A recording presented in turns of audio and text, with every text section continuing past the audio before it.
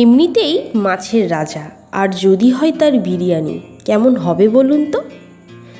নমস্কার বন্ধুরা, আমি অনুরাধা ফুডার্টের নতুন একটি ভিডিওতে তোমাদের অনেক ওয়েলকাম, অনেক ভালোবাসা। আচ্ছা, তোমরা তো চিকেন বিরিয়ানি, মাটন বিরিয়ানি, অনেক রকমের বিরিয়ানি ট্রাই করেছো, তাহলে এই ইলিশের মরশুমে একবার কি ইলিশ বিরিয়ানি ট্রাই করতে চাও? দেখো, সামনেই বাঙালির শ্রেষ্ঠ উৎসব দুর্গাপুজো, তাই পুজোর সময় যদি তোমার বাড়ির গেস্টকে কোনো নতুন স্পেশাল একটা রান্না ট্রাই করাতে চাও, তাহলে এই ইলিশ মাছের বিরিয়ানিটা ডেফিনেটলি বানাতে পারো। আশা করি ভালো লাগবে। আর খুব বেশি একটা উপকরণেরও দরকার হয় না, আর এটা তৈরি করে ফেলাও খুবই সহজ। তো চলো, আজকের রেসিপি ইলিশ মাছের বিরিয়ানি। বিরিয়ানি খাবো বলেছি বলে দাদা আবার দুটো ইলিশ মাছ এনেছে। দেখো, এক থালা মাছ হয়েছে, মা মাছগুলোকে যতক্ষণে কেটে পরিষ্কার করে নিচ্ছে, ততক্ষণ আমি একটু ফুড কালার দিয়ে আলু আর ডিমটা সেদ্ধ করে নিচ্ছি। বাঙালির বিরিয়ানি মানে তো ধামসা আলু অবশ্যই দরকার, কি বলো? তোমরা কি আলু খেতে পছন্দ করো? কমেন্ট করো তো। আর এইদিকে একটু শুকনো কাঠকলাই আমি বিরিয়ানি মশলাটা গুঁড়িয়ে নিলাম। তোমরা যারা বাজারে রেডিমেড পাউডার দিয়ে করতে চাও তারা ডেফিনেটলি করতে পারো, কিন্তু আমার মতে গোটা মশলাকে গুঁড়ো করে বিরিয়ানি করলে অনেক বেশি টেস্ট হয়। আর বিরিয়ানিতে বেরেস্তা থাকবে না এটা কখনো হয়? কড়াতে তেল দিয়ে আমি লাল লাল করে বেরেস্তাগুলোকে রেডি করে নিলাম। ইলিশ বিরিয়ানি কাঁচা মাছ দিয়ে হয় না, খেতে খুব একটা টেস্টি হয় না, তাই হালকা করে তোমাদের মাছগুলোকে ভেজেই নিতে হবে। তো চলো, নুন আর হলুদ দিয়ে মাছগুলোকে একটু মেখে রেখে সর্ষের তেলে ডুবো ডুবো করে ভেজে নিয়েছি। একদম পাতলা করে ভেজেছি, জাস্ট দিয়েছি 1 মিনিট রেখে দুটো পাট উল্টে তুলে নিয়েছি। অতিরিক্ত যদি তোমরা ভেজে ফেলো তাহলে মাছটা খুব শক্ত কাঠ টাইপের হয়ে যায়, বিরিয়ানির সেই ফ্লেভারটা মাছের মধ্যে ঢুকবে না এবং খেতে খুব একটা মজা হবে না। সুতরাং একদম পাতলা করে ভেজে নিও। তো চলো এবার মাছের রান্নাটা রেডি করি।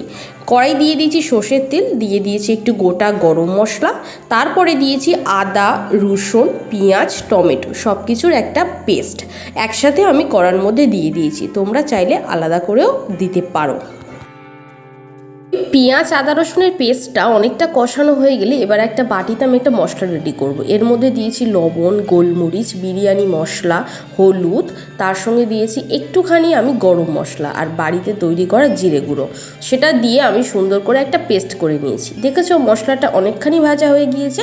এবার আমি ওই পেস্টটা ওই মশলার মধ্যে অ্যাড করে দিয়েছি। এবার আমাকে একটু অপেক্ষা করতে হবে যতক্ষণ না তেল ছেড়ে আসে।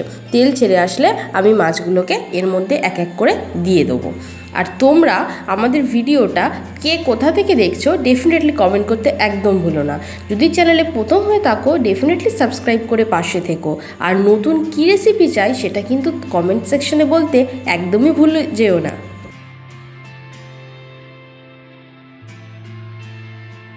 মশলাটা 5-6 মিনিট কষানোর পর যখন সেটা থেকে তেল বেরিয়ে আসবে, তার মানে রেডি এবার জল ডালার।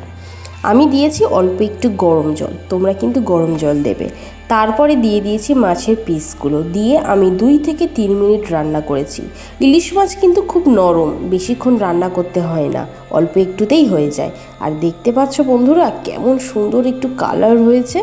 আর চলো এবার আমরা আলুটাকে রেডি করি। একটু সাদা তেলের মধ্যে বিরিয়ানি মশলা আর লবণ দিয়ে আমি আলুটাকে নেড়ে নিয়েছি। এটা খেতে খুব ভালো লাগে।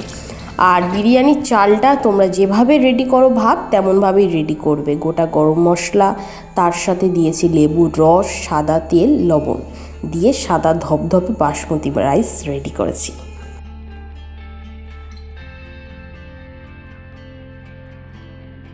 তো চলো এবার লেয়ারটা তৈরি করার পালা। তোমরা চাইলে মাটির হাঁড়ি ইউজ করতে পারো, কিন্তু আমার কাছে ছিল না, কারণ আমার চালের পরিমাণটা ছিল প্রায় 1 কেজি। তো চলো লেয়ারটা দেখাই। এবার আমি দিয়ে দিয়েছি হাঁড়ির মধ্যে একটু ঘি, তার মধ্যে দিয়েছি মাছের তরকারি গ্রেভি, তারপরে দিয়েছি রাইস, তারপরে দিয়েছি অল্প একটু গ্রেভি, একটু বিরিয়ানি মশলা। আমি এখানে 2টো লেয়ার করেছি, তোমরা চাইলে অনেকগুলো পাটে পাটে করতে পারো। তার উপরে অল্প একটু বেরেস্তা দিয়ে বাকি সব ভাতগুলো আমি দিয়ে দিয়েছি।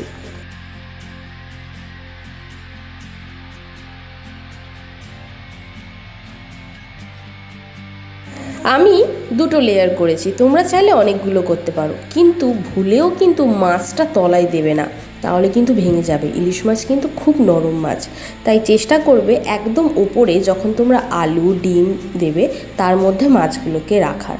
তারপরে একটু আমি দিয়েছি ড্রাই ফ্রুটস, একটু ধনেপাতা দিয়েছি ফ্লেভারের জন্য, আর মিঠা আতর, জাফরান, গোলাপ জল, সব কিছু আমি কেওড়া জল দিয়ে দিয়েছি। এবার দিয়েছি অনেকটা বিরিয়ানি মশলা। বিরিয়ানি মশলাটা যেহেতু আমার ঘরে রেডি করা, তাই এর গন্ধটা জাস্ট অসাধারণ। তারপর দম দিয়ে দিয়েছি আধা ঘন্টা দম দিলেই একদম রেডি ঘরের তৈরি ইলিশ বিরিয়ানি। বন্ধুরা, এটা খেতে যে কতখানি সুস্বাদু হয়েছিল তোমাদেরকে কি বলবো। তার সঙ্গে নিয়েছি একটু স্যালাড, তার সাথে আমি নিয়েছি একটা কাঁচা লঙ্কা। আর যদি এইরকম একটা প্রিপারেশন তোমরা কলা পাতাতে দাও, তাহলে যেন এর টেস্ট শতগুণ বেড়ে যায়। এমনিতেই মাটির উনুনে রান্না, তার উপরে আবার কলা পাতাই পরিবেশন, কেমন লাগবে বলুন তো কম্বিনেশনটা। তো কেমন লাগলো বন্ধুরা ভিডিওটা, ডেফিনেটলি কমেন্ট করে জানিও। ভালো লাগলে লাইক করো, শেয়ার করো বন্ধুদের মধ্যে, সাবস্ক্রাইব করতে ভুলো না। আর তোমাদের কমেন্টের অপেক্ষায় থাকলাম। টাটা, সবাই খুব ভালো থেকো। আর কি নতুন ভিডিও দেখতে চাও সেটাও কমেন্ট সেকশনে বলতে একদম ভুলো না। টাটা বন্ধুরা।